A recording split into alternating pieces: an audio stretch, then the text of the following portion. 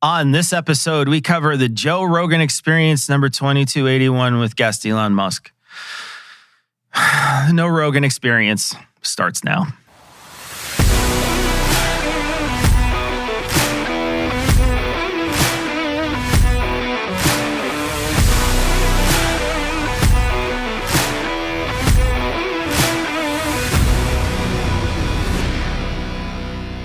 Welcome back to the show. This is a show where two podcasters with no previous Rogan experience get to know Joe Rogan. It's the show for those who are curious about Joe Rogan, his guests, and their claims, as well as for anyone who wants to understand Joe's ever-growing media influence. I'm Cecil Cicerello, and I'm joined by Michael Marshall, and today we're going to be covering Joe's February 2025 interview with Elon Musk. Hey, Marsh, how did Joe introduce Elon in the show notes? Yeah, so according to Joe, Elon Musk is a business magnate and senior advisor to President Donald Trump. His portfolio of businesses include Tesla Inc., SpaceX, Neuralink, X, and many others. Is there anything else we should know about? You know what? No, I don't think so. Like Elon Musk for the last few years has basically been the main character on the internet, and his name and his deeds and his personal achievements and his all-round infallible genius come up on Joe's show pretty much every single week. So I think he needs no further context at this point. You know what? Yeah, this is the first time that's happened, but it is absolutely accurate. All right. What exactly did they talk about on Joe's show this time? So they talked about DOGE and its cuts. They talked about Social Security fraud, Grok's ability to diagnose medical issues, DEI in the FAA, FEMA, illegal immigration, Nazi salutes, meme coins, heat shields for rockets, and how Elon's super cool AI can swear and everything. What they didn't talk about, notably, is Joe's recent curiosity as to what drives billionaires to keep acquiring more and more money and possessions, long past the point where they have more than they'll ever need. He was super curious about that when he spoke to Kai Dickens the day before this interview, as we covered last week. But by the time he spoke to the richest man in the world, somehow his curiosity on that had faded. Someone had held that Men in Black thing up to his eyes, and they just flashed him, and so he completely forgot about that conversation. Or maybe he just got a really good answer that he didn't need to share with us. Oh, no, that's fine. Asked and answered. Yeah, I'm good. Yeah, maybe he asked it before he started recording. Yeah. We have no idea. All right, before we get to our main event, we want to say thanks to our Area 51 All Access Pass patrons, Stone Banana, Laura Williams, not that one, the other one. Definitely not an AI overlord. 11 Gruthius. Chonky Cat in Chicago eats the rich. You'll be feasting today, Chonky Cat. Am I a robot? Captcha says no, but maintenance records say yes. Fred R. Gruthius and Martin Fidel. They subscribe to patreon.com/NoRogan, and you can too. All patrons get early access to episodes and a special patron bonus every single week. And this week, we're going to be covering the part of the show where two grown adults giggle like toddlers because an AI was programmed to say a few swears. Yes, yeah, they do. Check it out on patreon.com/NoRogan. But now, for our main event. It's time!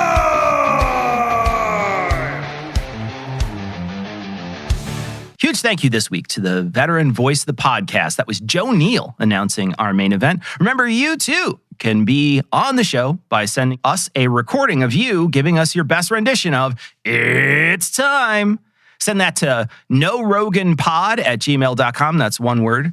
KNOW, and as well as how you'd like to be credited, and we'll credit you on the show. I will, word of warning, the clip itself is 11 seconds. So if you send me something that is longer than that, I will not be able to use it. I'm just letting you know. I think some of you people are amazing and creative, and it's unbelievable, and I absolutely express all my thanks to everyone who sent stuff in, but I literally cannot use anything longer than 11 seconds. So many rules, Cecil. Don't whisper, don't go too long. There's only 2 rules, Marsh. Stop making this complicated. There's only 2 rules. The first one is be loud. The second one is be short. Be brief, be loud. Those would be the 2 rules.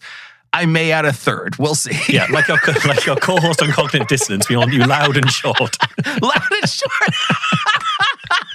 Tom does listen to this show on occasion, and when he sees you next, he's going to hug you till you die. I love you, all Tom. Right. It was a joke. I'm sorry. So I want to point out before we get into our discussion that, one, there are so many pauses in this conversation that I did a quick truncate on this yesterday, 3 hour and 11 minute show. and it wound up cutting it down to 2 hours and 50 minutes. So there's over 20 minutes of pauses in this. So understand that these clips are edited. If you were to listen to this in the actual form, it is much longer and drawn out, and Elon is spending a lot more time in between words thinking about what he's going to say, but I've cut all those pauses out. So it may sound different if you listen to it. We didn't cut any words or rearrange anything. Yeah. I'm just letting you know that I cut some of the pauses out. So just so you know, the clips have been altered slightly. And I also sped them up a little bit because they talk very slow. So so just imagine that each one of these clips has an extra 10% of silence in between individual words. And you kind of because it is literally 10% of the show is pauses. Yeah. All right. For the main event this time, we're actually going to be doing the alleged waste, fraud, and corruption that the new administration, especially Elon, is finding in the government. So that's the main event segment for this time. And we're going to start with a clip about a discussion of NGOs. Like George Soros was really good at this. George Soros is like a system hacker. Like he figured out how to hack the system. He's a genius at arbitrage. These days he's pretty old, but a genius at arbitrage. So he figured out that you could leverage a small amount of money to create a nonprofit, then lobby the politicians to send a ton of money to that nonprofit. So you can take what might be, a $10 million donation to a nonprofit to create a nonprofit and leverage that into $1 billion NGO. And a nonprofit is a weird word. It's just a non-governmental organization, and then the government continues to fund that every year, and it'll have a nice sounding name like the Institute for Peace or something like that. But really, it's a graft machine.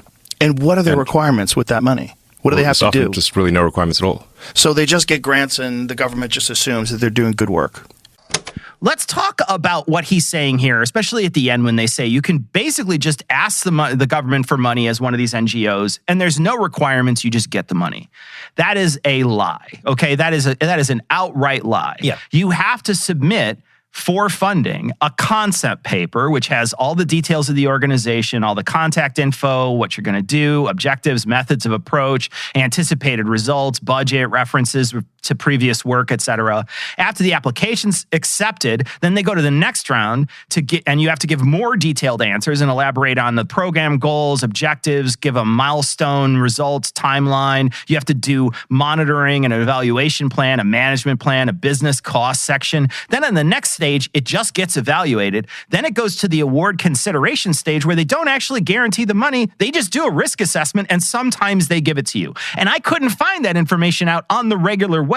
I had to look on archive.org because the regular site has been torn down from the internet, so you can't find that. But I linked the PDF to archive.org in our show notes so you could take a look and see how diligently they look for these kinds of things and whether or not they're going to give this sort of money out. Yeah, exactly. And all that information has been scrubbed from the internet in the name of efficiency. That's what that has been scrubbed up from, yeah. In the name of efficiency, we can't know. So when Joe asked the question, well, they just ask for it and they just get it, and he's like, yeah, absolutely. That's literally not true. Also, you can just know that that's not true because there's a profession in the United States called grant writer. Yes. We do this thing where people who go to very often go to like get an English degree, when they get out of school, sometimes they want to find work as a writer. Grant writing is a great way for a lot of people to get, start learning how to write. And they literally, now some of these grants aren't federal grants. They happen to be grants from charities and associations and maybe the state, et cetera. But there are people who do federal grant writing. Are we saying that that's some sort of weird conspiracy where those people just go to work and stare at a computer all day and don't do anything? Like, what are you talking about? It's a literal job called grant writer. They're making you believe that this sort of money is just you walk in and you just say, I want the money, and you know somebody and they say, yeah, give them that money. And that's not happening. They are lying to you. And I think it's interesting that he starts by talking about George Soros, because I don't know what the theory is meant to be on George Soros here, because George Soros is often brought up, including by people on Rogan, as like a sinister billionaire who's like funding progressive politics through dark money contributions in order to like warp the political landscape in favor of the left. But here, Elon seems to be saying he's like getting rich off the US government by spending a small amount of money to get a lot of money back. So is it George Soros like pouring his money in, or is George Soros taking loads of money out of the government? Decide which bad guy George Soros is for you here. And there's a few of the things that Elon says that I picked up that I thought were interesting. He says, non-profit is a weird word. It's just a non-governmental organization, an NGO. I don't think non-profit at all is that weird, unless you can't imagine working for something that isn't aiming to turn a profit, which may well be the case here. I don't know. Like I work for a non-profit, a charity in the UK. Sure. It's a non-profit. A non-profit is just an organization that outside of salaries can't make any profit. So there's no disbursements to shareholders, there's no dividends, there's nothing like that. You pay the staff salaries, and then any money that you have otherwise has to be spent on furthering the goals. But an NGO is a type of non-profit, but he's sort of saying that it's synonymous, and that's a bit weird. You wouldn't describe all non-profits as NGOs. Like your local food bank, your local domestic violence shelter, those are non-profits. It'd be weird to describe your food bank as an NGO. But Elon wants you to think shady influence when you hear NGO, and he also wants you to think that when you hear non-profit now as well.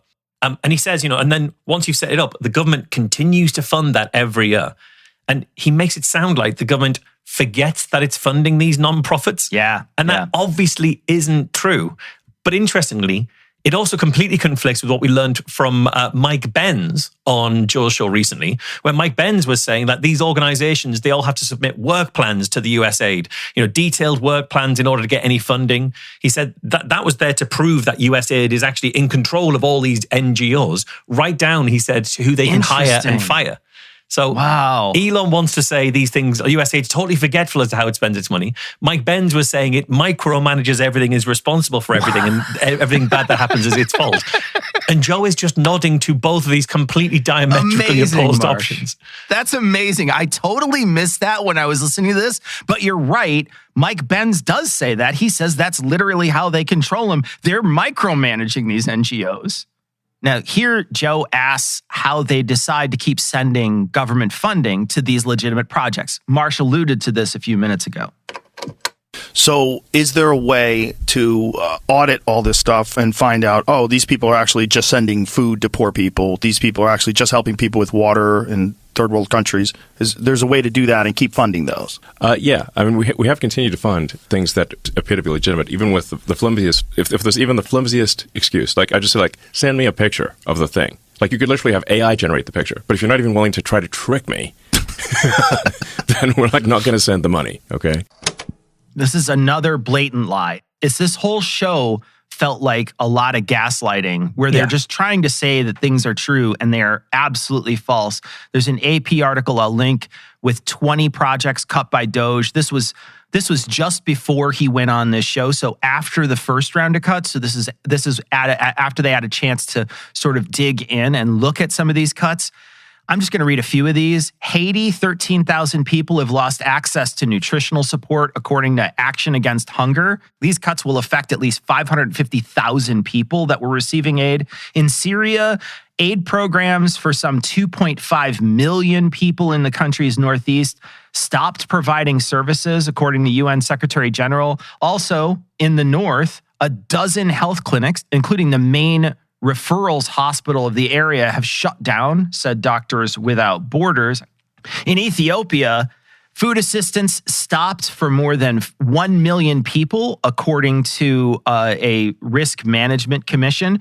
The Ministry of Health was also forced to terminate the contract of 5,000 workers across the country, focused on HIV and malaria prevention, vaccinations, and helping vulnerable women deal with the trauma of war. So all the things that Joe just mentioned, they cut. Yeah, exactly. That's the downstream effects of what Elon Musk is doing here. And bearing in mind, you're talking about Syria there. Maybe there's still a good reason that America might want to be doing work in Syria to have the Syrians see the Americans as a good force, given that the area is otherwise going to fall to ISIS, who don't like America. So there's still that soft power influence. And the thing is, either Elon Musk is completely lying here, or he could genuinely have no idea. And I honestly think it could be either of those things. Because I think it is possible that his crack team of avowed eugenicists didn't come to him with any evidence in favor of the programs that were being cut because they were either too inept or too malevolent to do so. And that's just as possible as him lying here. But either way, the closing of every one of those programs and the harm that you've listed that it's doing to all those people, it's squarely on Elon Musk whether he knows he's lying here or whether he's been lied to by his inept or malevolent workers. Here they're going to talk about some of the restrictions that Elon had when deciding to keep or stop funding some of these grants. So what restrictions were put on? There was something set aside, like medicine, and there's what was set aside that there wasn't going to be a freeze on? Work for like Ebola prevention. I actually don't know if this work is even effective. It may or may not be. Like it could be the kind of thing where you sort of fund Ebola prevention, but it turns out that actually you're funding a lab that develops new Ebola recipes or something. Yeah. And they claim it's Ebola prevention, but it's actually Ebola creation. So some of these things, I don't know. I mean, just. But it just seems like we shouldn't be sending taxpayer money to dubious enterprises overseas. Right. Yeah. So, first of all, Ebola prevention wasn't set aside. He actually admitted that they cut it and then claims they instantly restored it. He's changed that story now and saying it was always set aside. But his initial story was we cut it and then we restored it. But if he did cut and restore it, that might not actually, the restoration may not actually be the case. There was a story here from NPR that says US support has not been fully restored. So Dr. Craig Spencer, who's an emergency physician and professor at Brown University's School of Public Health, who's worked on Ebola for more than a decade and responded to the Ebola outbreaks in Africa, said he disagrees fully, completely, wholly that they recognize the mistake and put it back. He says he's in regular contact with officials from the US Center for Disease Control and Prevention who work on Ebola, as well as physicians on the ground in Uganda, where an outbreak was declared on January the 30th with 9 confirmed cases and 1 death of a nurse so far. And as of early February, the US wasn't providing funding to support testing and port screenings in Uganda because of Trump's freeze on almost all US foreign assistance. So did they restore it? Not according to the people who were actually working on the ground. I just want to point out the language that he uses when he talks about it. I don't know if it's good. I don't know if it's bad. I don't know what kind of work they were doing. Maybe you shouldn't be the one who decides if the spigot goes off then. Maybe we shouldn't put you in charge if you have no idea what they're doing and whether or not it's effective. Maybe we should put somebody in charge who cares about those details. Yeah, exactly. Who tries to actually find out. I mean, he says it could be the kind of thing where you sort of fund Ebola prevention, but it turns out you're funding a lab that develops new Ebola recipes. Like, what he's doing here is, as stupid as the language is, he's alluding to the idea of gain-of-function research, which was which some people wrongly blamed for the development of COVID-19. People saying, oh, COVID-19 escaped from a lab. There's no good proof of that. I know there's still a lot of people who believe that's true. I think the FBI has said that they think it's most likely to be true, but there's still no good evidence that it escaped from a lab or that it was from gain-of-function research. But we know that Joe believes it, and apparently so does Elon, because he's alluding to the gain-of-function research here when it comes to Ebola. Now, nobody is suggesting there's anybody out there trying to cook up new Ebola recipes in a lab. He's just trying to justify why it's totally fine, actually, that the money was turned off. But the fact that he has so little knowledge about what it was even being funded here doesn't give me any confidence that he's right when he says they restored the funding, especially when people who are working there say otherwise. From that same NPR article, Jeremy Konindick, who oversaw USAID's response to the 2014 Ebola outbreak, is now the president of Refugees International, and he used to lead the Office of Foreign Disaster Assistance at USAID, which deployed on the ground in disasters areas for like Ebola. And he said the whole disaster response capability at USAID no longer exists. All those people are gone. The operation centers that they worked out of are shut down. They can't even access the Ronald Reagan building where those operation centers sit. The lease has been handed over to Customs and Border Protection. So again, people who work in this area and know this area inside out are saying there is no restoration. This capability is completely lost, and people are essentially on their own when it comes to fighting Ebola. This next piece is where they bring up the supposed errors in the Social Security database. It's just bizarre to me that some people aren't willing to look at it correctly. They're not willing to see like how much chaos this is, how much waste and fraud there is, how much can be trimmed, and how much. Just because people have jobs doing bullshit doesn't mean your tax dollar should pay for this bullshit. Yes. We found just with a basic search of the Social Security database that there were 20 million dead people marked as alive. But were they getting money? Some of them are getting money. What percentage of them? It isn't clear. We're actually trying to run this ground. I was trying to get an answer right before the show. What it looks like is that most of the fraud is not coming from Social Security payments directly, but because they are marked as alive in the Social Security database, that they can get disability, unemployment, sort of fake medical payments and other things because they're marked as alive in the Social Security database. So it looks like it's a bank. The fraud is a bank shot, essentially. They bank shot into Social Security. They just do an "Are you alive?" check, and then get fraudulent payments from every other part of the government. Oh, Yeah. Yeah, so are there really 20 million dead people listed in the Social Security database? Well, according to ABC News, yes, there likely is. But this isn't something new that Elon Musk has found, and it's not a sign of massive amounts of waste either. So according to ABC, the government has known the system is flawed in this way for years, according to audits. A 2023 Inspector General's report found 19 million people born before 1920 who do not have a death information in the record. The SSA decided not to address discrepancies because of how much it would cost to fix, so upwards of $9 million to fix, and the limited benefit it would have on the agency, the report noted. So yeah, the numbers, 19, 20 million are about right, but they're not huge numbers in terms of fraud. This isn't something new that Elon's found out. This was known about and decided it wasn't worth fixing because the amount of money you'd spend fixing it wasn't worth what you'd save. That's really interesting. And also, if it's a database, it feels like these numbers should be pretty easy to do. It almost feels like he's kind of purposely obfuscating how much actual fraud is happening. Yeah, exactly. Like the whole point here is that while those old accounts are still in the system, if they're not being used for anything, the cost of actually going through to add the death records that would tidy them up and actually find the death record to tidy every one of those up wouldn't be worth it unless a department came along who were experts in government efficiency who wanted to donate the time to doing that death record cleanup, which would actually be pretty useful. But according to AFP, there is clear evidence that it's not being used for SS fraud, for Social Security fraud, these dead accounts. Quote, official data on the SSA's website shows that fewer than 68.5 million people were receiving retirement, survivor, or disability benefits at the end of 2024. Among retired workers aged 99 and up, 89,106 were collecting payments. Jared Wolchak, who's the vice president of the Tax Foundation, said Musk's numbers do not match the known cost of Social Security. He said, if the table was accurate, Social Security would cost $1 trillion per year more than it actually does.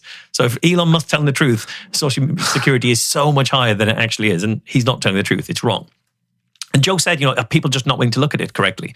Well, Joe, people are looking at it correctly. It's just that those people don't include Elon Musk and his fans. How true, right? Yeah. And it was interesting in the middle there. Joe, to his credit, does ask for details. Are these people getting money? What percentage of them are getting money? Those are good questions. And Elon clearly doesn't have that answer because the answer is obviously going to be negligible. There's barely any amount of fraud in there. So instead, because he's been fact-checked, Elon's now claiming that the Social Security numbers are being used to claim other benefits. He says like a bank shot, like you get the Social Security fake number and then you use it to claim other stuff. But he didn't provide any evidence of any of that. He's just alleging it. And why should we believe him, especially when he's already been wrong on this specific issue? And I don't know, where would the evidence be for those fraudulent claims? He's saying if you've got a fake, you got the Social Security number of a dead person, and then you're not using it to claim Social Security, you're using it to claim disability or unemployment. I don't know what the American system, when I did a quick look into it, it looked like those would also be in the Social Security Agency's records. They should be, yeah. Yeah. So the ones that he spent weeks going through, but so far has been unable to provide any evidence of strong fraud from, that's where the evidence would be for his other claim, this bank shot claim he's come up with. Yeah, and it took me and I know it took you probably a few seconds to find articles that completely refute this entire premise that he brings to Joe's show. He is, again, this whole show, like I suggest, there's a lot of lying. This is another piece of that. All right, so Elon in this clip is explaining how he is showing his work for his complex math problem of fixing United States spending. And if people want to know what DOGE is cutting, and I want to be clear, these are cuts that DOGE recommends to the department, and usually these recommendations are followed, but these are recommendations that are then confirmed by the department. You can see line by line what DOGE has done at DOGE.GOV. So whatever we do, we put on DOGE.GOV so you can see everything that is being done. And there's a tracker that shows how much money has been saved. Yeah. Yeah. And you can look at each line item, and a bunch of these sort of far left shows will say it's a constitutional crisis, blah, blah, blah. But what they won't do is point out which payments are wrong. Right. So my challenge to them is point out which payments are wrong. Yeah, go through it. Which of these sort of waste/fraud things are wrong? Which line? Explain that line to the public. They won't be able to. So have you actually been on the website that he mentions here, the DOGE.GOV? I did take a look at it briefly, but I couldn't really find what he was mentioning. Yeah, so as of recording right now, looking at it under grants, you'll see like there's sections for savings. You've got the savings section, there's a section for contracts. Under that, there's a section for grants, and there's huge numbers of savings in there for grants. And if you scroll down, you'll see loads of grants for the Department of Education, loads of grants from USAID. I spotted a grant from USAID marked down as January 24th for $2,365,702. And I thought, okay, I'm going to go through line by line and check this. I clicked on it. First thing, when I clicked on it, it made the site completely crash and freeze. And it was unusable for 30 seconds. It brought up weird scroll bars everywhere. Nothing on it worked. None of the click-through worked. So not ideal, not very efficient. I refreshed it. It took like 30 seconds to reload the entire page. But when I clicked it this time, a pop-up box appeared that said, savings 1.3 million, total contract 2.365 million. And then a button marked close. And that was the entire information on the grant from USAID. I have no idea what they Was there no other writing? Nothing else. Just one white box that says how much the total contract was and how much they say the savings was. And the savings is impressively round. So like clearly on that spending, they spent the $702 correctly. They didn't save that. They saved exactly $1.3000 million. But like, how are we supposed to line by line check this? We don't know what this was a grant for. We don't know what the money was being spent on. We don't know how they saved it. We know nothing. We've got two figures and that's it. So like, this is their idea of transparency. That's genuinely embarrassing to look at. It is. And there is another section which has other contracts that when you click it will have a link through to the actual contract or the awarding on the federal database. So there is another section on there which has a different type of spending and it does do that. But a large number of the savings are from these grants and it gives nothing but this. But I did at least notice that they saved $129,000 on subscriptions to Financial Times. So it sort of feels like they tried to hire the Rocket guy and all they got was Rocket money, just to try and like cancel subscriptions they weren't using. Rocket Money isn't actually sponsoring the show. We just want to point it is out. not sponsoring the show. I don't even know if it's a service that is eligible in the UK. I've never used it. If you ever hear me talking about using it in an ad, that is not true. That's amazing. However, some journalists have been doing the line by line that Musk suggests. Like The Guardian, for example, did do that. It's a quote from one of their articles that's linked in the show notes. Concerns about Musk's work have been prompted by DOGE claims of identifying $55 billion in wasteful federal spending, a large chunk of which has been wildly exaggerated. Exhibit A, one DOGE document boasted of cutting $8 billion program that turned out to be closer to $8 million, according to multiple news reports. Yeah, and it turns out that $8 million was a credit line to ICE, or Immigration's Customs and Enforcement. So they might have actually never used it. Yeah. Also, they listed on this website one cut of $650 million 3 separate times. It was the same cut. They listed it 3 times.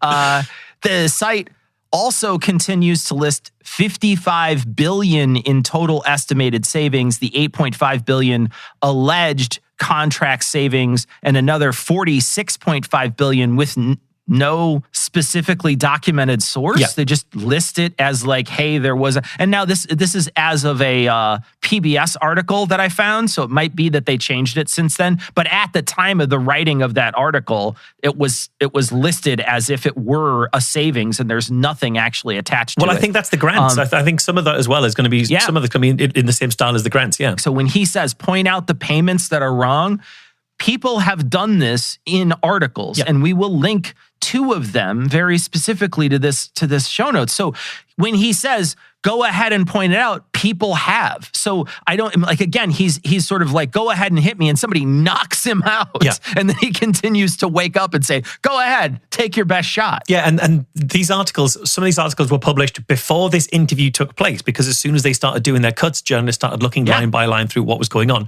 which makes it such a shame that Joe doesn't have Jamie pull that up real quick, because there's a lot of evidence out there that they could go to, but Joe doesn't think to get Jamie to fact check any of this. If Jamie went on Google for 2 seconds, he'd find lots of evidence to counter what Elon's saying here. There's also counting things as cuts that are just vendors that have negotiated with the United States to do future possible work with the government. There's a link, I'll link in the show notes, but here's a quote from it. The agreements are known as blanket purchase agreements, or BPAs, working more like a catalog of things the government might buy than a placed order. But alongside actual orders for goods and services on Doge's wall of savings, they create a wildly exaggerated and false impression of government spending, end quote. And that makes sense because that kind of agreement is the kind of thing that you do if you want to maximize efficiency. You want to buy something in the future, but you don't want to have to go through the rigorous purchasing process at the time that you need to get the thing, especially if it's something you need quite urgently. So you will agree up front with a supplier, if I ever need one of them, let's get all the purchasing set up so that I can just hit go on that and immediately get it. That is efficiency, and that is what Doge is killing. That is the efficiency Doge is actually removing from the system. Now we're going to shift our discussion here. Elon and Joe are going to have a conversation about the access to the Social Security database itself. It's also this interesting narrative that you shouldn't have access to the Social Security information, as if no one's had access to it before, as if the Biden administration in 2023 there was like 53 people, some of them were students, that had access to all this stuff. Yeah. As it is, there are tens of thousands of federal employees that have access already to the system. Anyone from Doge has to go through the same vetting process that those federal employees went through. So there's not like some unvetted random situation. If, for example, there's a security clearance needed, the Doge person has to have that same security clearance. So there's no reduction in security. But I mean, obviously, the vast numbers of Social Security numbers have leaked onto the internet. People have hacked the government systems multiple times. Vast amounts of public information has been hacked and dumped onto the internet. So, I mean, there's a guy at the IRS that leaked 500,000 tax returns just a few years ago. Yeah, the fact that there have been other security issues in the past doesn't mean you should invite more. That's completely meaningless. That's non sequitur to what we're saying here. Yeah, absolutely. But he's saying that Biden's administration had access to all this kind of thing. Those Biden workers in that administration didn't have the huge conflict of interest that Elon Musk clearly has. Musk's company was recently being investigated by the FAA over the SpaceX explosions. The FAA had grounded them and fined them and things. All those investigations things, those have been dropped, and instead SpaceX has now been granted a huge contract to upgrade the FAA systems since Musk has come in. So that conflict of interest is one of the things that make it clear that Musk himself should not be involved in deciding where federal money gets spent or not. And he says about the Doge workers all being just as vetted as the federal employees. That simply isn't true. There's lots of reporting that show that isn't true. But also bear in mind that they were so well vetted that an avowed self-described eugenicist was hired and then sacked and then rehired and is still, as far as I can tell, working for Doge, last time I heard. Yeah, Director Big Balls. Yeah, he's quite busy nowadays. Here they discuss why there's an air traffic controller shortage.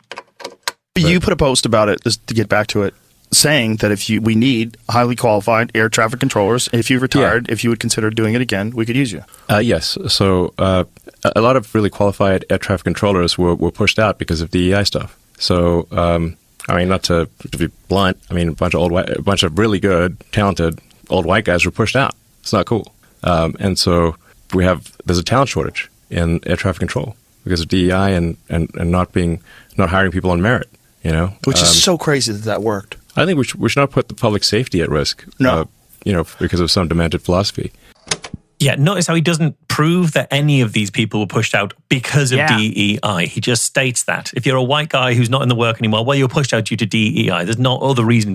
Nothing could possibly be another reason in there. I'll link an article. The Air Traffic Controllers Union responded to this, and the president of the Air Traffic Controllers Association said that this isn't true. Quote, "The standards to achieve certification are not based on race and gender," end quote. And that 78% of air traffic controllers and operator specialists are men, and 71% identified as non-Hispanic white. So there's already a majority of these people are literally in the class he's saying are getting pushed out. It literally doesn't make any sense.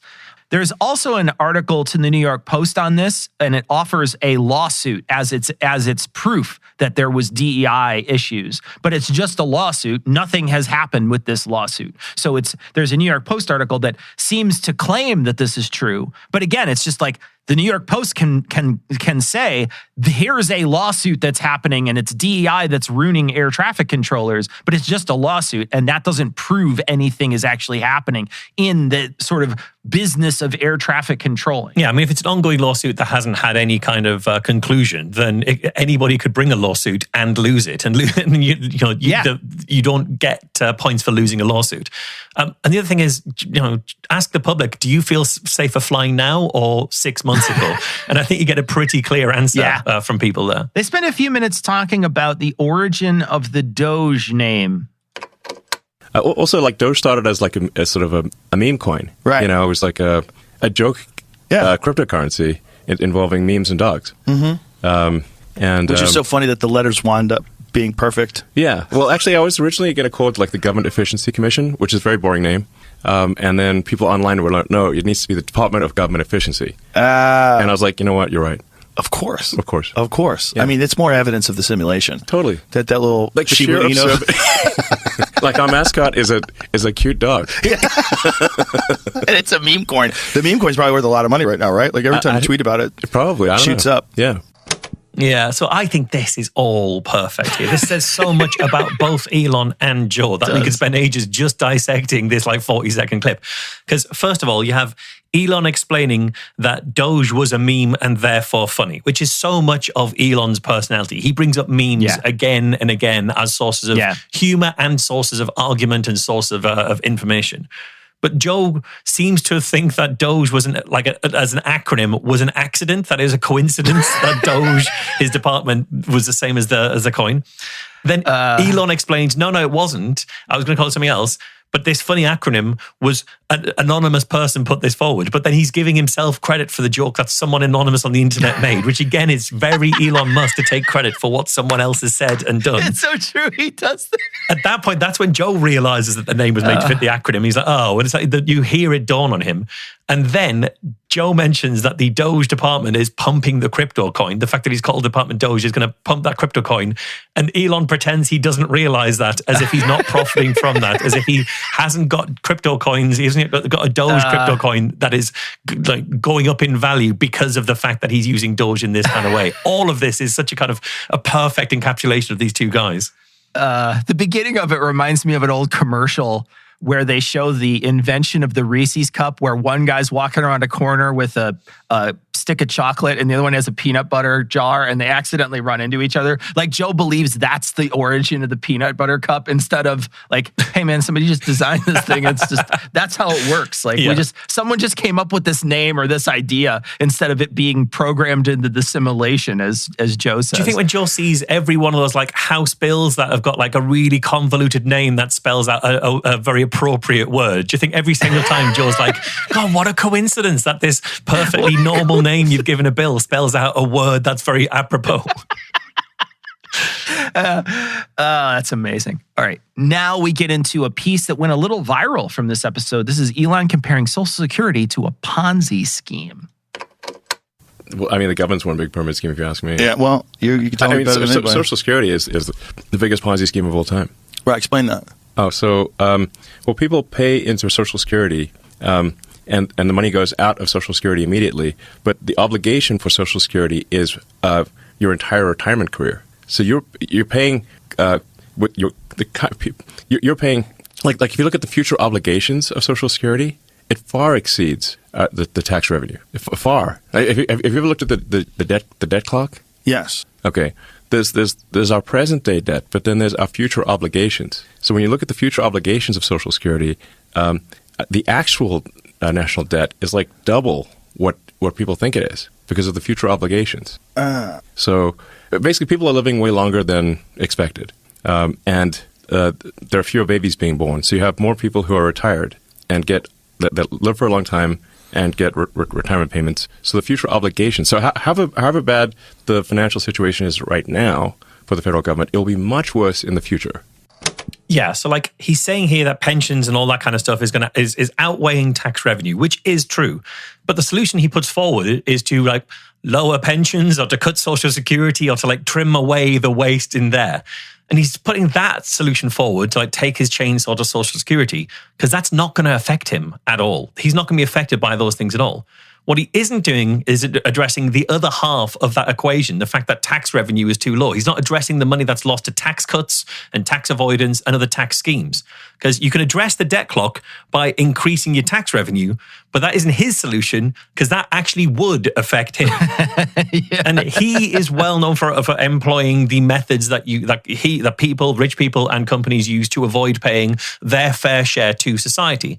Yeah, there's an article from Business Insider which points that out. In the last 3 years, Tesla paid $48 million in federal income tax in all of 2023 on a total of $10.8 billion income. You know, the other thing he obviously misses here, Marsh, is that you can easily fix this problem of fewer people contributing to Social Security and fewer people having babies by allowing immigration. Yeah. You could literally just allow immigration, and that solves the issue completely. More people put in, more people live here, more people reproduce. It's easier to make all those payments. Social Security stays solvent, no problem. It literally works itself out if you just start allowing us to have immigrants. Yeah, absolutely. And he will come to immigrants and replacing the population. We'll come to a clip on that shortly.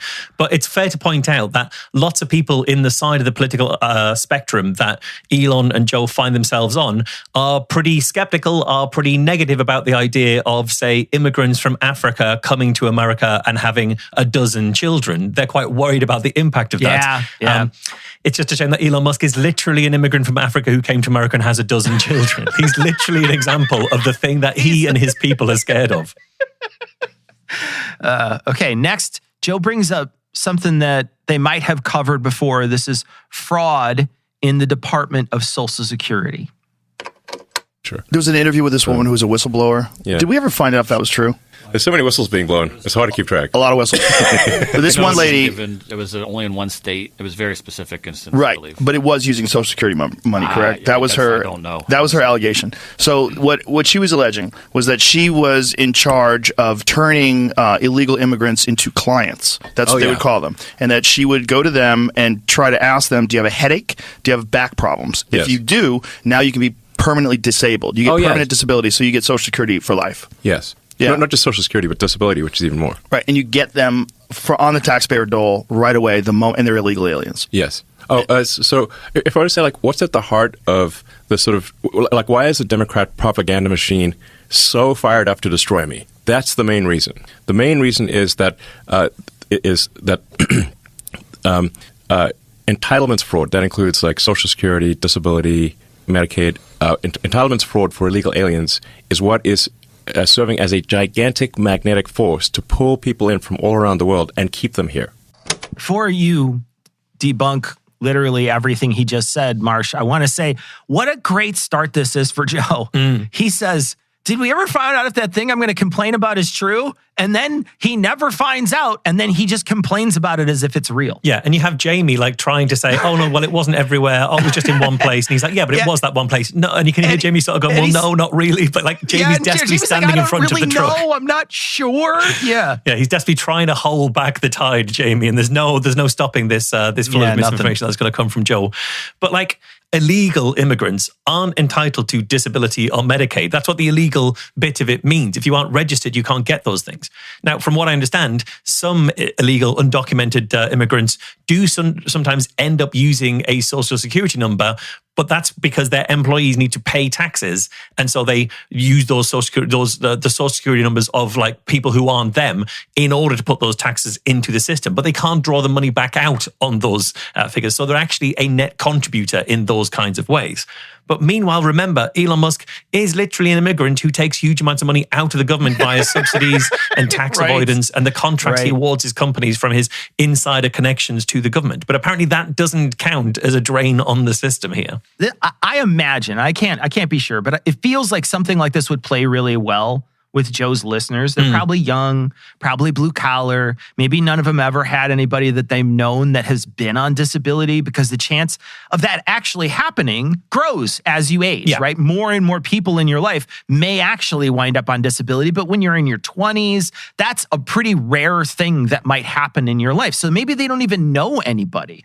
They might, and they might actually feel pretty negatively to people who are U.S. born and even on some Social Security insurance or disability. They might actually feel negatively towards those people because none of them are actually in their orbit, right? So those people, they don't know them personally, and they might feel a little resentful to somebody like that.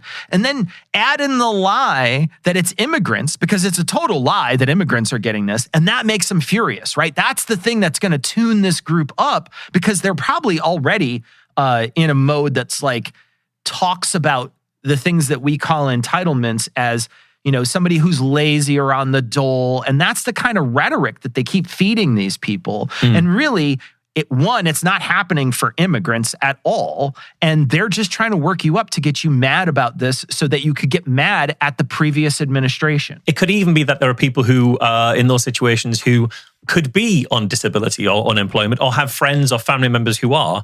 And in those situations, they'll be mad about the people, the people in my life. Well, that's genuine. I know that person, or I know me. My situation's real. Yeah. I'm so irate that someone could be pretending to be going through what I'm going through. And that might be limiting the help that I can get because there's not enough money in the system. And there's not enough money in the system because it's going to fake claimants. And if those fake claimants weren't here, I'd be able to get the help that I need. So like, you can even turn this against the people who are the users of this service. Yeah, right. The reason that you're not getting the money that you need isn't because someone's out there stealing your money. It's because the money isn't getting put in because of tax avoidance or because of systems like Doge cutting the waste when they see you as that waste. Here we're going to talk a little bit about FEMA. Joe circles back to FEMA here. You know, FEMA, like the agency that was paying for illegal aliens to stay at luxury hotels in New York was FEMA. That's an agency that's meant to support Americans in distress from natural disasters, was paying for luxury hotels for illegals in New York. It's true. Yeah. That's a fact. Fact. They're literally, like, when we stopped that payment, we stopped all those money, because that's obviously an insane way to spend taxpayer money. The New York sued the federal government to get the money. So you could just look at their lawsuit. They were sending that money even after President Trump signed an executive order saying it needs to stop. They still press send on $80 million to luxury hotels in New York. Your tax money went to pay for illegal aliens in luxury hotels in New York from an agency that is meant to help Americans in distress from natural disasters. Right, and I would like to know how much. And I would like to know how much they spent on North Carolina and how much they spent on Maui. So they're lying again. I'm going to link a article that is from the AP. It's FEMA funding to New York City to assist migrants is misrepresented is the name of the article. The money covered reimbursements for services delivered between November 2023 and October of 2024, and it included hotels, security, food, and other costs at about $19 million. And the claims were that in the reimbursement, the claims were for hotel costs. She said these were not at luxury hotels. These were in places outside of the city where they were paying for people to stay. And why were the migrants in New York City to begin with? Why was there a big batch of migrants in New York City? Well, there's actually no facilities, no real facilities to house them, no place to put them. But governors from southern states bust those people to New York City during the winter without any supplies whatsoever. So they dropped them off on New York City streets and said, best of luck to you, in flip-flops in the middle of the winter. And then somebody was like, hey, we've got to make sure we take care of these people. And so that's how all that money had to be spent up there. That sort of stuff's already set up in the southern states. They don't have to move them around the country, but they chose to. And now they're blaming New York for actually taking care of the people that they sent up here in the middle of winter. And that's wild when you put it out that way, because the southern states didn't need to do this. That was a big political football. That was just they were making a stunt in order to make a point, in order to try and push their particular agenda at that point. And when the repercussions of their stunt involve needing to spend a large amount of public money in order to deal with what the show that they're trying to do, that also becomes a stick to beat the people that they disagree with. So like it's sort of playing both sides of it here. It's there's a no-win situation. Really. Yeah, they had no chance of winning that. They outplayed the Democrats by creating this situation and then blaming them for the situation. Yeah, exactly. Also, in a different article, it says there's numerous social media posts and some news reports claim that money should be used to help this money particularly should be used to help the victims of Hurricane Helene, which devastated parts of the western North Carolina. But the funds for the disaster assistance were administered separately. So they keep mentioning that it came out of these FEMA funds, and there's one big pot for FEMA funds. And because they reached their hand in there, they pulled the money out of the pockets of the people who were damaged by a hurricane in North Carolina. That's just not true. They're just lying to you. That's not actually true. It's a totally different fund, and they're making it up. Yeah, and they don't bring up those victims in North Carolina unless they're using it to talk about money that could have gone to them, which went somewhere that they happen to disagree with. There's never a point where Joe is just apropos of nothing saying, and how about we talk about the people in North Carolina who were devastated by the hurricane? We're going to continue this clip on. They're going to start talking about buying votes with FEMA money. Yes, exactly. What's actually happening is they're buying voters. That's really what's happening. It's like a giant voter fraud scam. They're importing voters, and it's really just a matter of time. So, if a lot of people have trouble believing this, but the more you look at it, the more you will realize just how much of a problem this is, and how it's not just real. It is an attempt to destroy democracy in America. That's what, in my view, it is what it really is. Like, if you take the sort of 7 swing states, like, often the margin of victory there is like maybe 20,000 votes. If you put 200,000 illegals in there, and they have like a 80% likelihood of voting Dem, and it's only a matter of time before they become citizens, then those swing states will not be swing states in the future. And if they are not swing states, we'll be a permanent one-party state country. Permanent, deep blue socialist state. That's what America will become. And that was the game plan. That was the game plan. That is still the game plan. And so they almost succeeded. If the machine of which the Kamala puppet was the representation had won, that's what would have happened. That's just not true. They can't vote. So it's a stupid scenario that he's making up in his head. Yeah, absolutely. I mean, his scenario was that they'll stay there long enough that they'll eventually get citizenship, and at that point they can vote. The assumption then that 80% of the people would vote Democrat doesn't actually play out by people who actually become naturalized citizens. It doesn't work as simply as that. But the bigger point here is what they're talking about. What Elon's putting forward is basically the great replacement theory. Yep. The idea that there's a bunch of elites somewhere who are using politicians as puppets in order to ship in immigrants who are there to dilute the voting power of the native population and therefore secure the political agenda of the elites. This is known as the Kalergi plan, or the white genocide theory. And there's so much to say about this. And I'm going to try and be as absolutely charitable as possible here. And I'll start that by assuming that Elon doesn't know that the origins of this idea he's putting forward is in anti-Semitic propaganda. Because in this idea, the idea is that the elites who are trying to do this, these are Jewish elites who are trying to weaken the white race politically and socially through the mass migration of people of color. So when the not very fine people of Charlottesville marched and chanted, "Jews will not replace us," they weren't worried about Jewish people taking their place. They were talking about Jewish elites giving their place to people of color. So when what Elon is actually espousing here is a somewhat watered down version of that, but it's unmistakable here. This is the same idea, that they're moving immigrants into parts of the country in order to change the political makeup and the political landscape in favor of whoever is importing the voters. And the result of that will be your democracy and your way of life will be destroyed. I want to jump in and talk about the charitable piece here, because I know you're going to do that a couple times when you refute this, Marsh. And I want to say, the reason why we often will do giving him the benefit of the doubt or the most charitable is that even when we do that, they're absolutely wrong and this is abhorrent, right? So even if, let's just presume that we're being charitable, this is awful. This is being a bad person. This is not thinking and actually trying to hurt people by your ignorance. So even if we're being generous to them, it's bad. So often people will criticize. I've seen some criticism in the past, and we've gotten messages from people who have said, I think you guys are completely wrong. Joe's a Russian stooge, or Joe does this and he's doing this purposefully. Often when we frame it like this, we're saying that even when we give them the benefit of the doubt, they're being bad people. We can't know for certain that the worst case scenario is what's true. But what we can say is if we look at the best case scenario, If that turns out to be incredibly bad, then we know that nothing, like there isn't a version of this that is better than that best case scenario. And so again, being as charitable as possible here, maybe Elon doesn't realize that what he's saying is a version of that white supremacist idea. But the thing is, Elon didn't come up with this idea. He's heard it somewhere.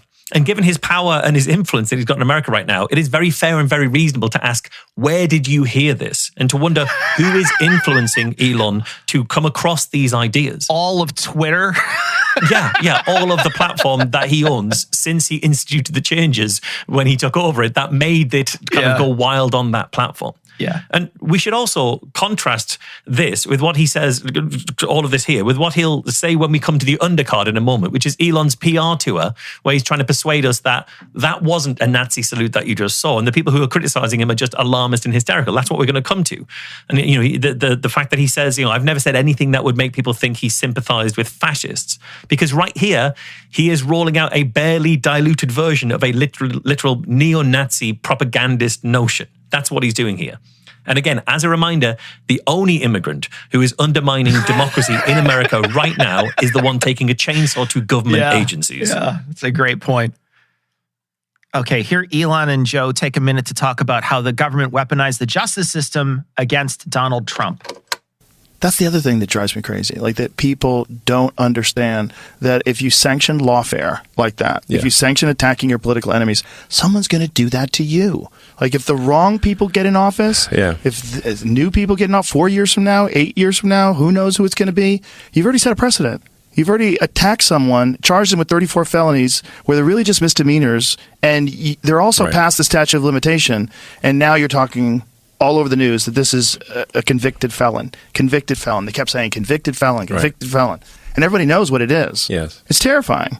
Yes. It's terrifying they could do it so brazenly to a guy who was the president for 4 years. Right.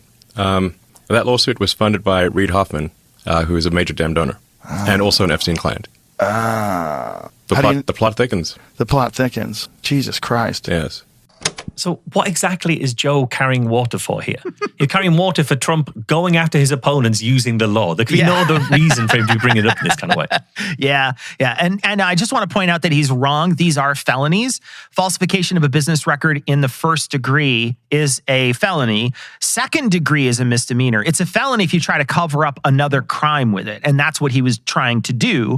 And he is right that the New York statute of limitations did run out on these. It's 5 years, but they extended the statute of limitations because of COVID-19. So COVID-19 pushed a lot of different things back because they weren't able to do a lot of things in person, and they had to figure out how to do that. So they pushed it back, but it still fell within those particular statute of limitations extensions. And so that's why they charged him with it. There's links on this. He could literally know this. It's not hard to find out. And he talks about Reid Hoffman, who funded that lawsuit against Trump, and how he's a Democratic donor. So Reid Hoffman funded the civil case against Trump when he was sued by E. Jean Carroll, who accused him of rape and defamation. And so on January 26, 2024, the jury deliberated for 3 hours and awarded Carroll $7.3 million in emotional damages and $11 million in reputational related damages, plus $65 million in punitive damages, totaling $83.3 million. So that was the outcome of her case against Donald Trump. And the jury found that Trump had committed sexual abuse and forcible touching, which were two of the three elements of Carroll's battery claim. So the reason why Reid Hoffman, should we be worried that Reid Hoffman is funding this case? Well, partly suing someone costs a lot of money. Getting legal representation costs a lot of money, especially suing someone rich who can afford more lawyers than you and better lawyers than you. So the alternative here is Joe and Elon would have a world where if you're too rich to sue, you can do anything you want to people. Is that what Joe thinks is the right way to be, if he's against the idea of Reid Hoffman being involved here? Or does he want a world where if you're innocent, you actually get to prove that in court? And Trump did actually try to claim that Hoffman's assistance in this case was prejudicial because Hoffman had been publicly critical of Trump.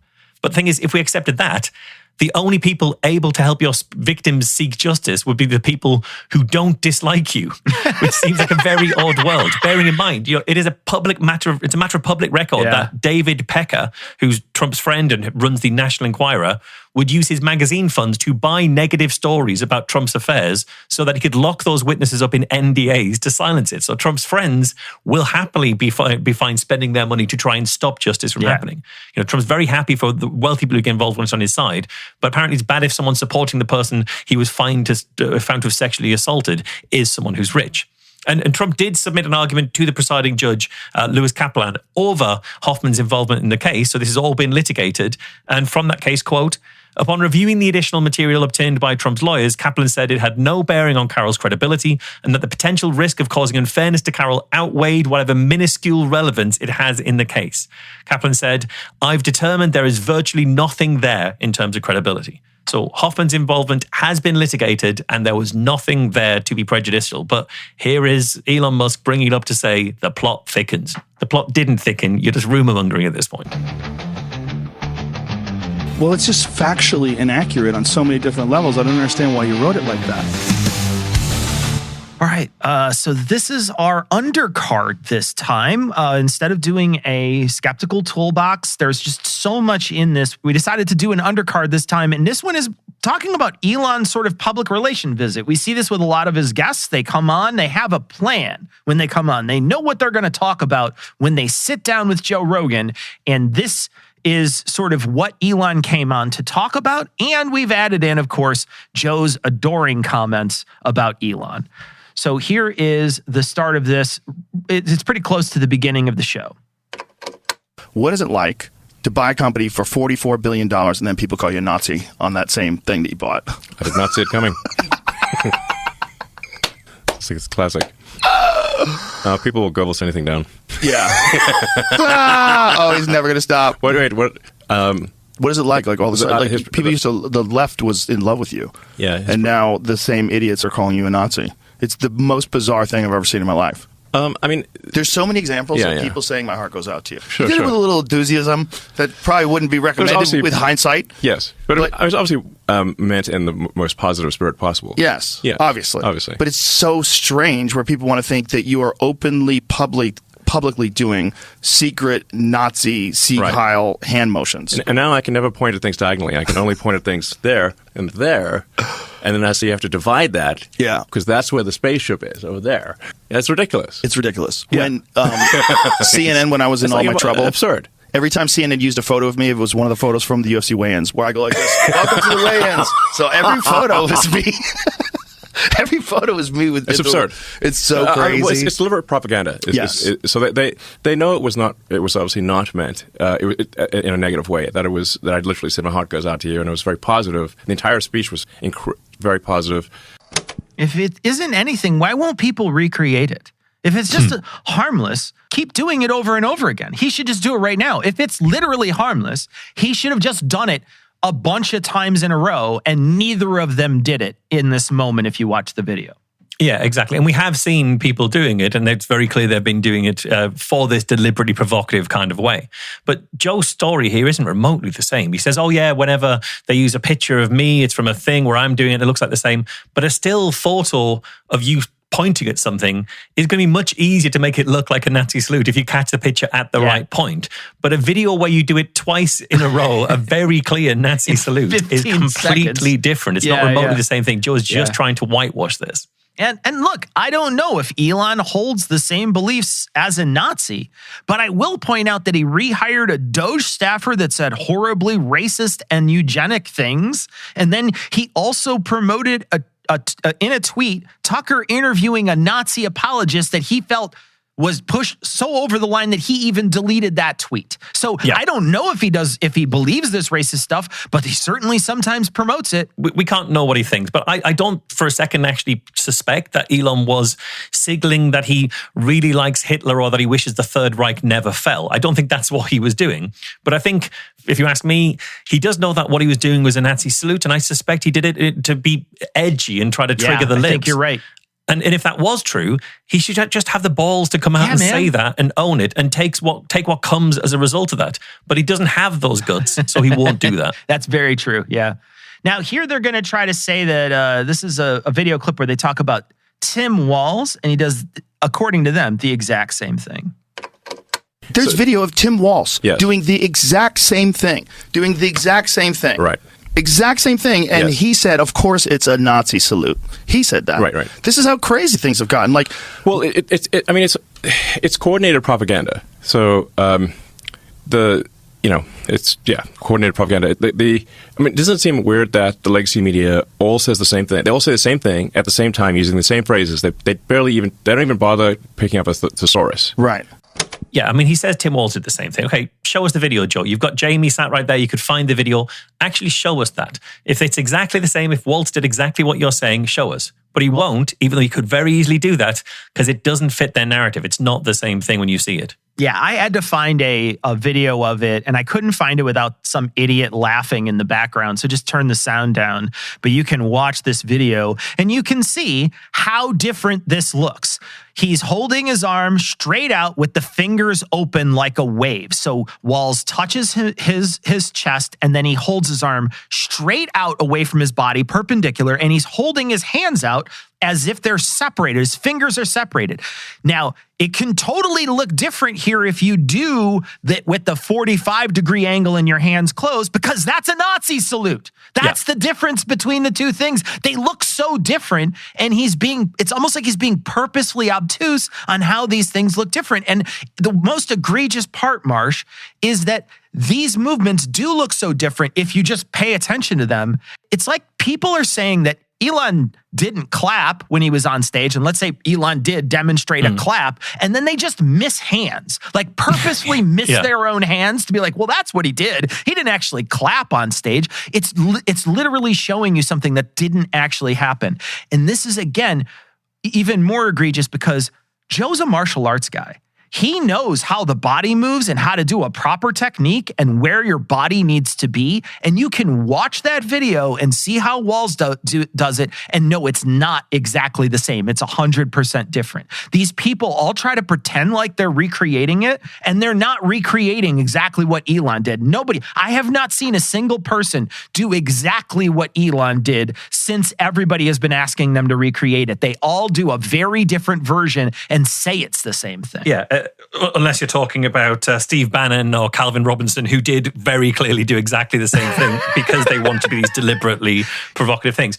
But the fact that Joe and Elon are working so hard to explain why this is just no big deal at all shows that they clearly do recognize that this was a big deal, that they know exactly what this is, and they have to work their asses off to cover for this. Yeah, they have to gaslight everybody to pretend that it didn't happen because, like you suggest, it's a real bad look. This is really terrible for them, but he's trying to wash it away. I mean, look at what's happening to Tesla stock here. I mean, like, we're seeing the effects of him going hard right and doing these things. People are not happy with how he's acting, and they're showing him by not buying his cars, and he's clearly upset enough to make it a big part of his visit here. So now they're going to continue to discuss gaslighting and propaganda. If you're post the receipts, and if you're only talking about the propaganda talking points, and you're not talking about the very clear fraud and waste, it's very obvious what you're doing. Yeah, you're just gaslighting. Yeah, totally. Yeah. So exactly, because we're saying, like, look. In fact, I've said we're going to make mistakes. We're not going to be perfect. So if we make a mistake, we'll quickly fix it. So there's two things here. First of all, if Joe only ever talks about the headline-grabbing stuff that turns out to be bollocks and never talks about the real harm that's being done from all these cuts, that's gaslighting. That is the gaslighting that Joe is accusing people of here. And also notice that Musk says, look, I'm going to make mistakes. Elon Musk gets to make mistakes, but with anybody else, the outcomes are seen as deliberate. Think about when they talked about USAID funding opium in Afghanistan. Mm-hmm. You know, it was a bad, ill thought out program, and the end result was the infrastructure they put in place ended up being used to grow poppies, but you don't get to look at that and say, well, USAID made a mistake there. That has to be deliberate. Yeah, that was what purposeful. They were trying to do the entire time. Now they talk about meme coin do's and don'ts from Elon Musk. The whole meme coin thing is bananas. Yeah. It is so bananas that people dump real money into these coins, and then you could just pump them up and sell them. A casino or something, I don't know. Yeah, it's totally gambling. And people just do whatever, the greater fool theory and musical chairs, and whoever's like the last to sit down loses type of thing. And somehow or another, it's still legal. Like that's. I mean, things like I think not too many people. I mean, I mean, it's sort of like you go to the casino. Like if you expect to win at the casino, you're being a fool. Okay? Right. So I think if you expect to win at meme coins, you're being foolish. Yeah. Yeah. But you're not going to win at meme coins. It's like it's but if you want, like, don't sink your life savings into a meme coin. So Joe's saying, somehow it's still legal. Yeah, it's legal because you guys are trying to gut things like the CFPB and other regulations that would stop it. Like, you've had entire episodes where you're talking about how the regulation of these spaces is a negative thing that will damage Americans. Yeah, man. That's why it stays legal.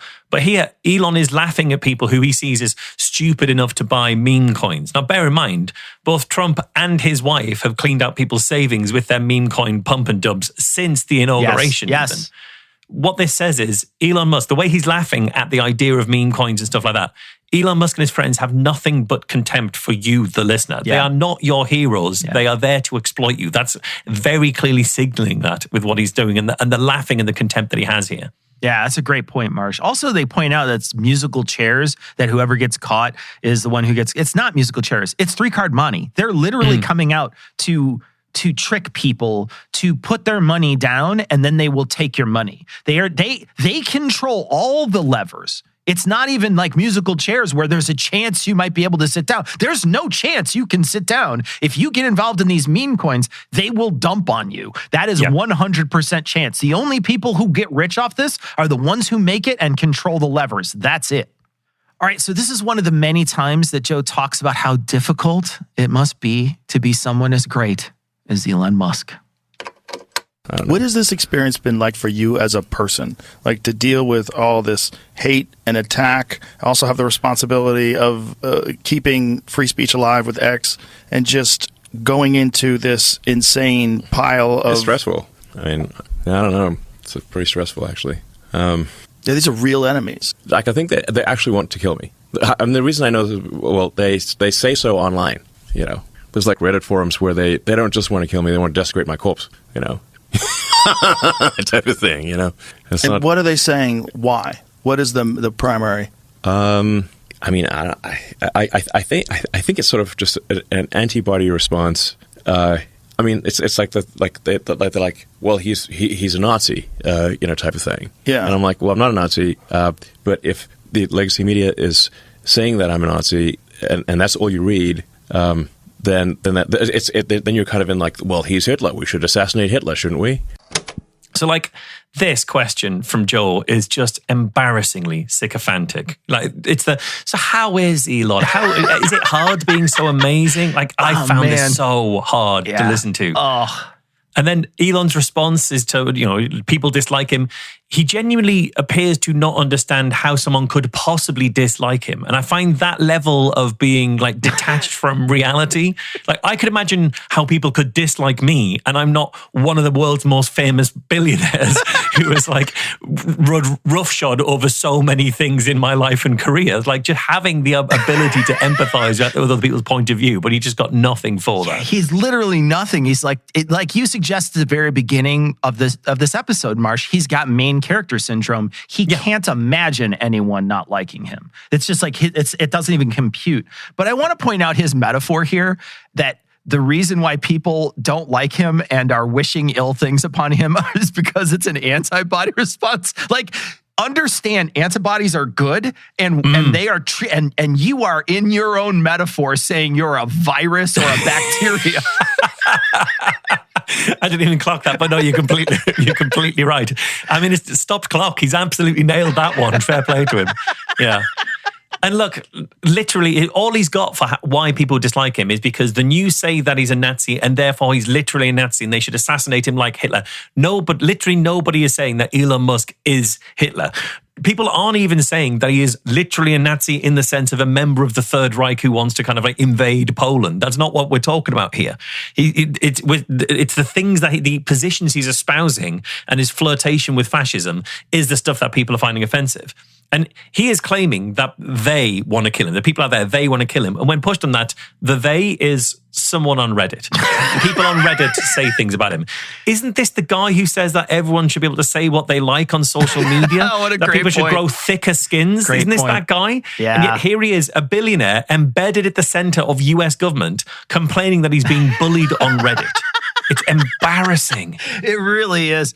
Can I just turn back to Joe, though, for a second? And you can just tell how much he idolizes this guy. It's, for a lot of this conversation, it's genuinely embarrassing to listen to Joe. And I really mean this. Let's just pretend. I don't think that a lot of people who are real Joe stans might listen to us. But if you are, let's say that this is your first time you caught this podcast and you thought, hey, I'll give this a shot and I'm a real Joe stan. And maybe you don't agree with Marsh or I on anything. But I just want to ask you genuinely this question.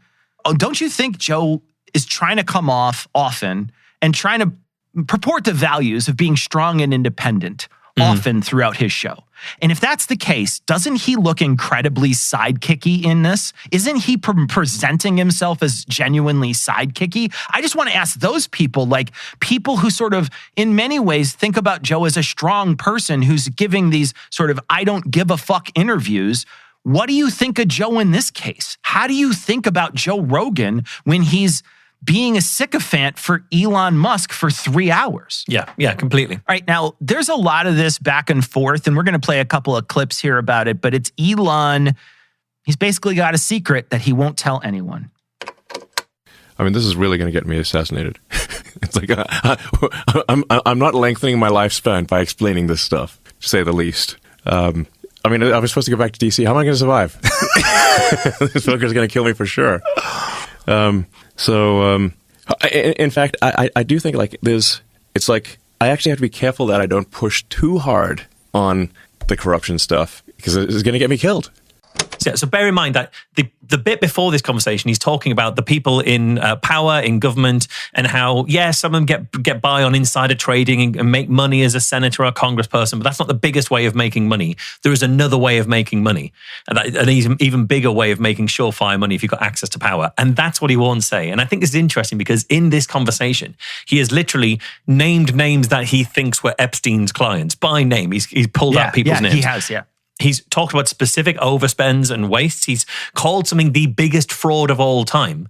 But when asked about how somebody could use the kind of insider knowledge that he now definitely has to make vast sums of money, he's suddenly reluctant. He's suddenly coy. He won't talk about what that method would be. Why might it be that he won't tell you how someone could use the knowledge that he has to make vast sums of money out of the government? Yeah, that's a great point. See, I had a different take on this, which I think your take is better. Honestly, Marsh, I think your take is better. But my take was, oftentimes grifters will create an imaginary problem and then they're the only one that can solve it. Yeah. Here we get an opportunity to see somebody who's making up a foe and then vanquishing them for us. But I like your take too, because honestly, there is a guy who's making a lot of money off the United States too, through a lot of grants and things, and he's canceling a lot of other ones, and his name is Elon Musk. Yeah, and to be honest, I mean, we could only speculate as to what kind of incredibly profitable thing he could have access to now. But I would say that if you've got the social security data and you've got the personal data of every single American who's ever earned any money or paid any taxes, and you wanted, like, data is the new gold rush, there is a huge amount of money to be made in data, and Elon Musk has access to a lot of that data now. And that's just the stuff that we'd know about. There's definitely ways you could make a lot of money from the position he's currently in. Look, Marsh, what would a Joe Rogan show be without mention of vaccines? Here we go. And I saw the shrieking when RFK Jr. stopped this new test for new COVID vaccines on children. 10,000. They're going to do 10,000 people with this COVID vaccine. Like, who the fuck thinks that's a good thing at this point?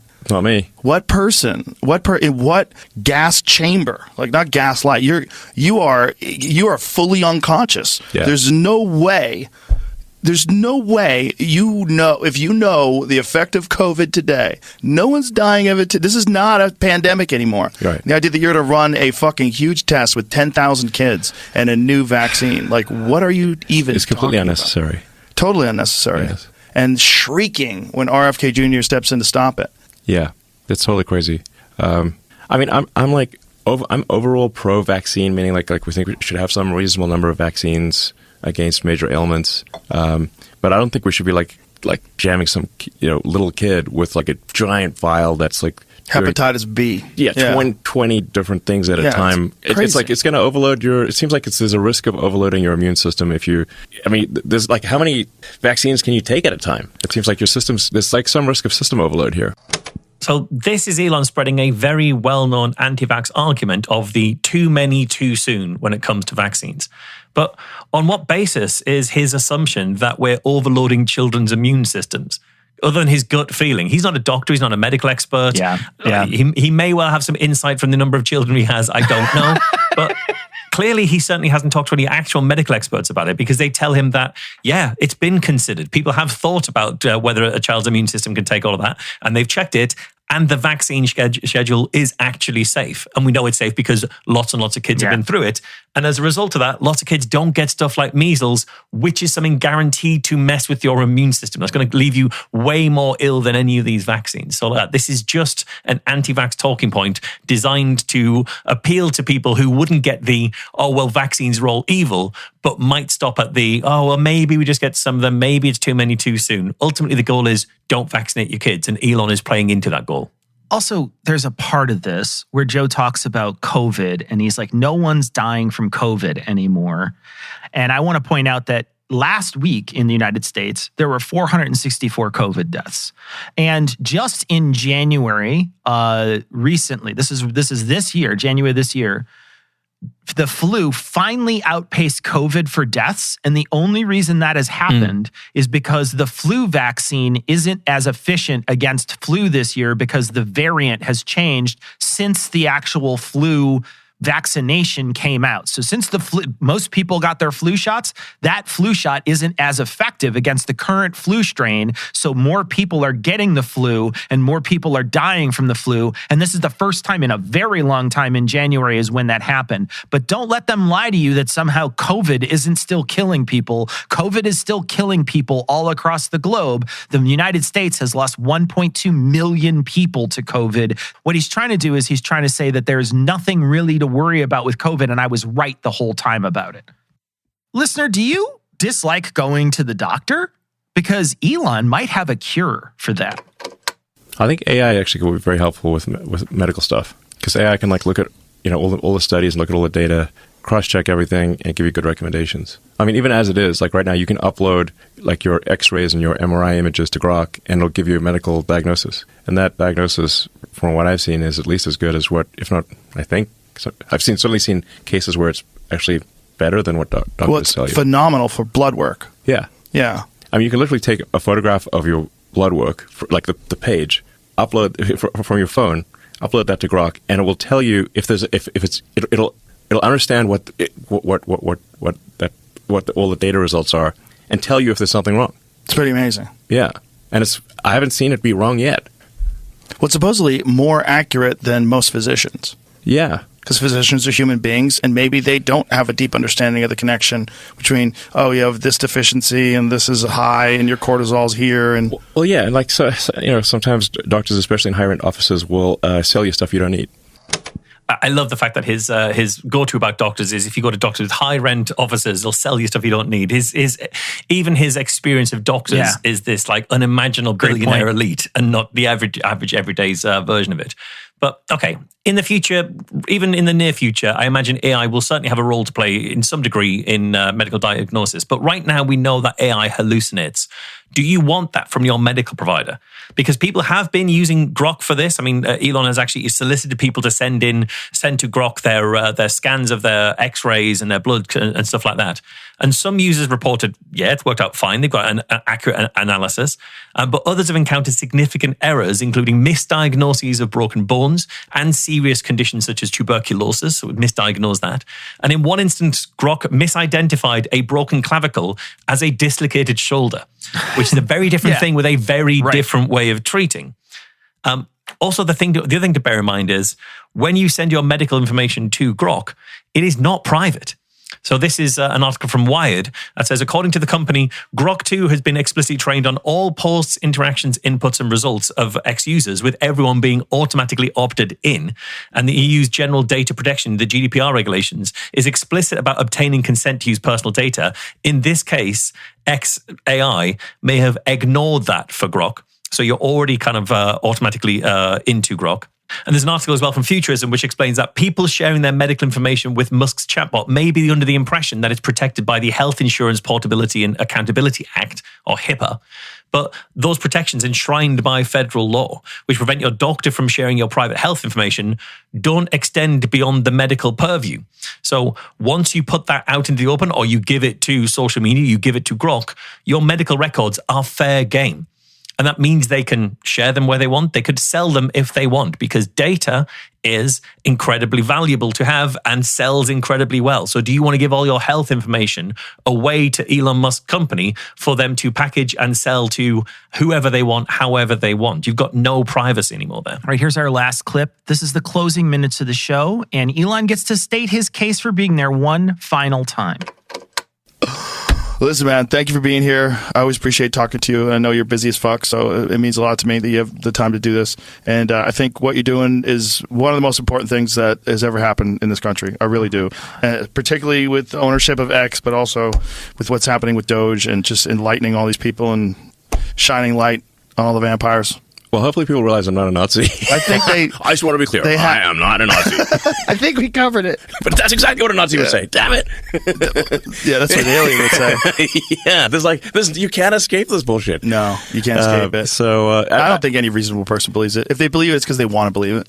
No, it's not because it's logical. I mean, what's relevant about Nazis is, like, are you, like, invading Poland? Okay. Right. And if you're not, if you're not, like, invading Poland, maybe you're not. Yeah, like, you have to be, like, committing genocide and, like, starting wars.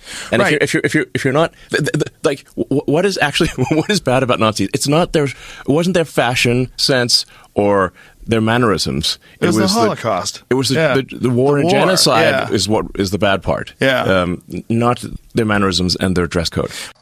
I like you. I'm not sure Elon is a Nazi, but I think, like, what he's trying to do, in the best case, he's signaling to the far-right trolls that he's on their side. And that's not good either. Yeah. So it's not like anything you did was good and you can just wash that all away. But he seems to keep on coming back to this over and over. And I think, like you suggest, this is a PR visit for him to try to get his Tesla stock up. Yeah, absolutely. Down to the point where even Joe's saying goodbye, as you say, Elon can't help but come back to the Nazi thing, because that's why he's there. So he's like, can we just restate the Nazi thing one more time? Just to be clear, I'm not a Nazi.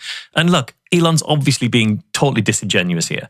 Because, you know who also isn't trying to march into Poland? The American neo-Nazis who throw up Nazi salutes to signal that they're part of a white supremacist anti-Semitic movement.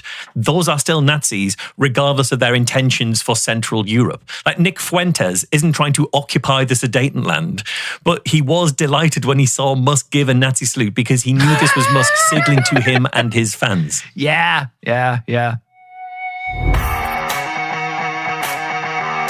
Just say, oh, bro, thinks you're smart. And I'm the last person that thinks I'm smart. Trust me. Okay, Marsh, was there anything good in this episode? So, yes, I'd say so. There is a bit in the middle that we've not talked about because it was good, in fact, is that Elon gives a 15-minute explanation of the heat shields on his rockets and the problems that those extreme heats and present to engineering, and how to keep those extreme heats from damaging the rockets. And that, it's not my bag. I'm not as interested in rockets, but that is a genuinely solid bit of conversation. He's getting into the details on it. He's talking about how the shields work. It is much better than when they're talking about Jeffrey Epstein or Fort Knox or the great replacement of Americans. So that bit is good. Yeah, I mean, other than that slight reprieve from Elon talking about heat shielding and engineering, which he may or may not know anything about, because I don't know anything about it. So I don't know if he's saying right things or wrong things. I couldn't tell you.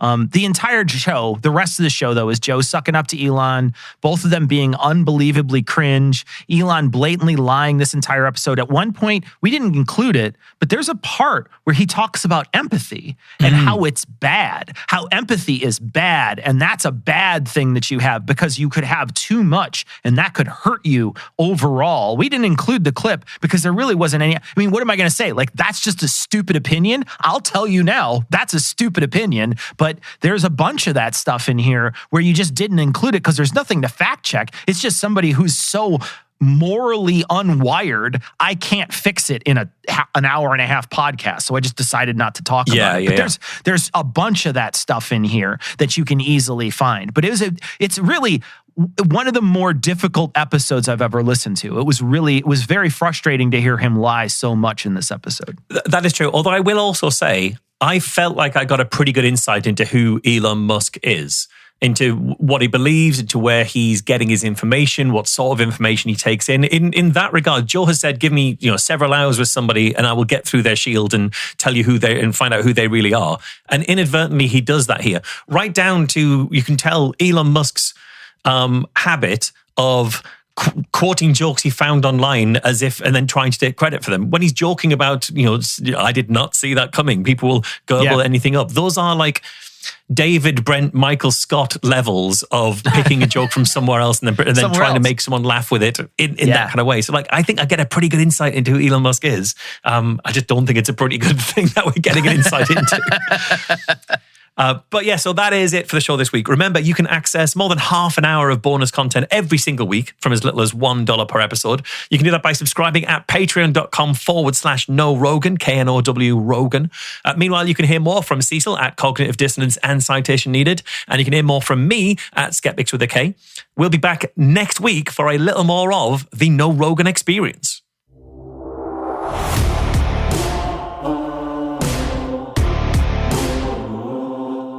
If you love the show, please rate and share it.